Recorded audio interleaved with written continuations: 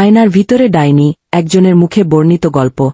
তোমরা কি কখনো এমন আয়নার সামনে দাঁড়িয়েছ যেখানে নিজের প্রতিবিম্বটাও তোমার মনে সন্দেহ জাগায়? অনামিকা, এক কিশোরী, ওর মায়ের সঙ্গে পুরনো একটা ভাড়া ফ্ল্যাটে উঠেছিল।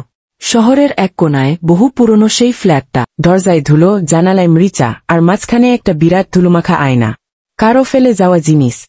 অনামিকা প্রথম দিনেই বলেছিল, মা, এই আয়নাটা কেমন অদ্ভুত, আমার প্রতিবিম্বটা যেন পুরো আমি না। সে তো হেসে উড়িয়ে দিল। কিন্তু সমস্যা তখনও শুরু হয়নি। এক রাতে হঠাৎ ঘুম ভেঙে যায় অনামিকার। পানি খেতে গিয়ে আয়নার সামনে দাঁড়ায়। আর সেখানেই ঘটে প্রথম অস্বাভাবিক ঘটনা। প্রতিবিম্বটা হঠাৎ হাসে। কিন্তু অনামিকা হাসেনি। ভয়ে পেছনে তাকায়, কেউ নেই। আবার আয়নার দিকে তাকাতেই ওটা আবার স্বাভাবিক। এরপর থেকেই শুরু হয় অদ্ভুত সব ব্যাপার। দরজা হঠাৎ খুলে যায়, বাতি নেভে, ছায়া চলাফেরা করে। ওর মা অবিশ্বাস করে, কিন্তু অনামিকার ভয় বাড়তেই থাকে।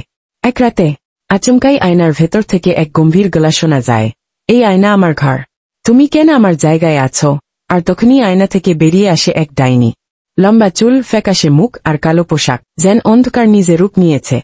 অনামিকা শুধু একটা চিৎকার করে, কে তুমি? আমাকে ছেড়ে দাও। পরদিন সকালে দরজা খোলা ছিল। ঘরে কেউ নেই। শুধু আয়নার সামনে পড়েছিল অনামিকার ছোট চুলের ক্লিপটা। পুলিশ আসে। তারা খালি ঘরে দাঁড়িয়ে বলে, এই আয়নাটা কেমন যেন। এর দিকে তাকালেই গা শিউরে ওঠে। সবাই চলে যায়। কিন্তু আয়নাটা এখনো ওখানেই। আর যদি খুব ভালো করে তাকাও, এক ফাঁকে দেখতে পাবে আয়নার ভেতর একটা মুখ। অনামিকার মুখ। সে ফিসফিস করে বলছে, আমাকে বের করো, প্লিজ, আমাকে বের করো। তুমি এখনো আছো তো আয়নার সামনে? ভালো করে দেখে নিও, তোমার প্রতিবিম্বটা ঠিকমতো নড়ছে তো?